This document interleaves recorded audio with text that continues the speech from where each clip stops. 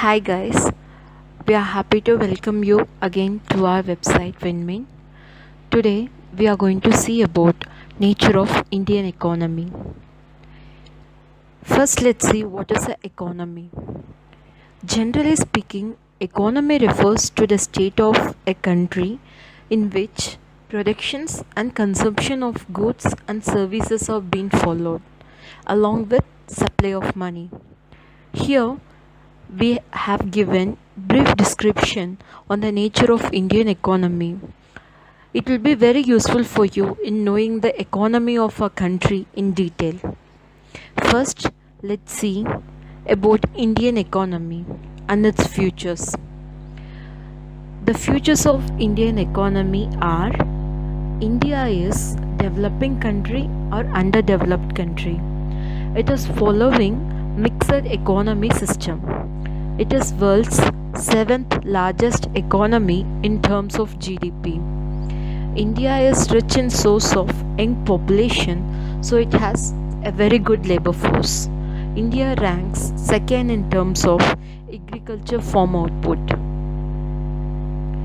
The terms underdeveloped, less developed, backward, poor, and developing are generally used to refer to low-income countries.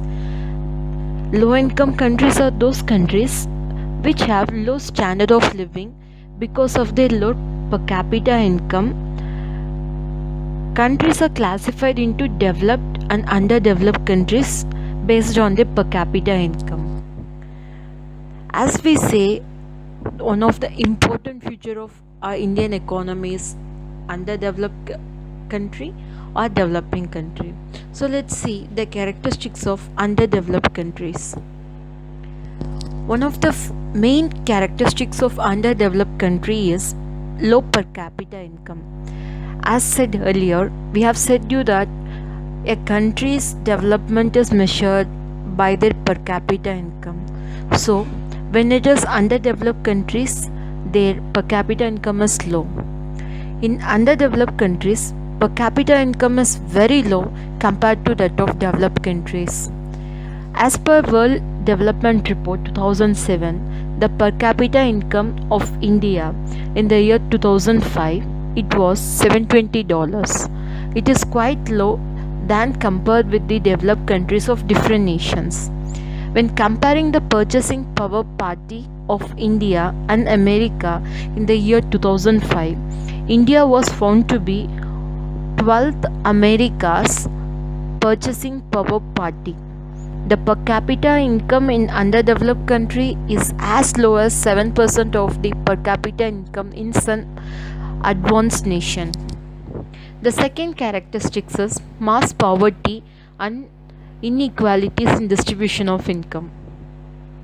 Income inequalities lead to mass poverty, and unequal distribution of income is due to inequality in asset distribution. This has also enhanced due to liberalization policies. The risk took a large percentage of total income distribution as compared to what the poor received. The higher income people are usually private sector owners, managers and workers.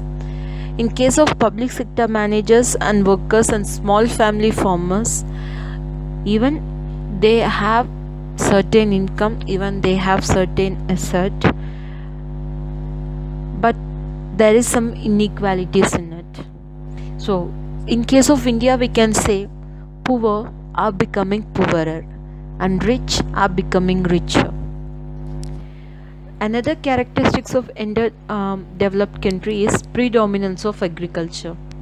Most of the less developed countries like India depends upon agriculture sector. The majority of population is engaged in agriculture, but unfortunately agriculture is led in a backward stage in the developed countries. So national product remains very low in these countries.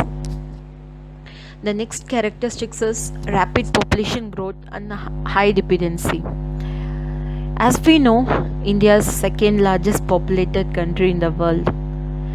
In 2004, the population of India was growing at the rate of 1.44% per annum and was about 1065 million. birth rate is high as compared to death rates, and all of this contributes to the population. A rapidly increasing population poses a lot of problem in the economy. Some of the problems are: the economic growth rate must watch the population growth rate so that the standard of living is kept at a specific level, not low. The growing population daily essential requirements increases, whereby supply should match the demand. Large population means more workforce, which in turn means employment for all. But if the demand does not match much of the development or expansions of the industries to accommodate the labor force, generally there is huge unemployment problem. The other characteristic is scarcity of capital and underdeveloped natural resources. As we all know, India is a country which has abundant renewable and non-renewable resources. In case of renewable resources, we can say, for example, water, tanks, canals, rivers, and so on. In case of non-renewable resources, we have minerals. In India, we have good quality of both the resources, but these resources are not utilized properly because of lack of capital. The scarcity of capital is because lack of technical knowledge, which results in low rate of production and ultimately low consumption of steel, cement, and electricity. Unemployment. As stated earlier, in India there is unemployment problem, which is mainly due to the large population. The supply of labor is high, but the work is very less. There is deficiency of capital in Indian economy, whereby there is not much of development or expansion of the industries to accommodate the labor force.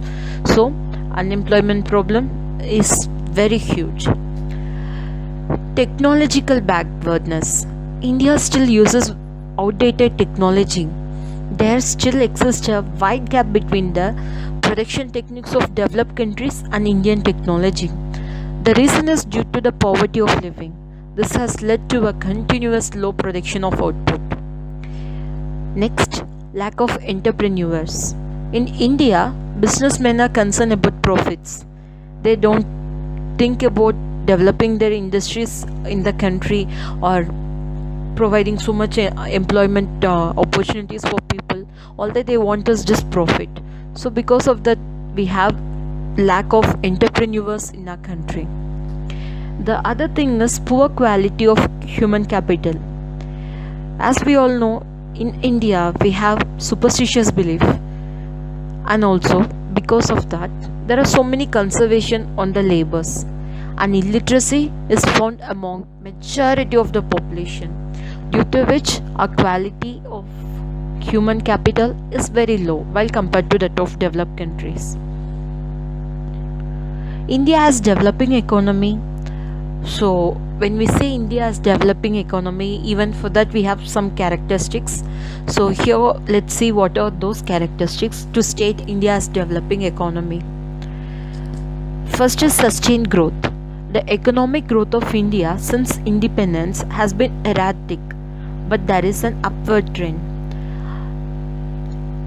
Recently India's growth rate has been about 8%, which is quite good. So it shows that our economy is developing. The second thing is significant changes in sectorial distribution of domestic product.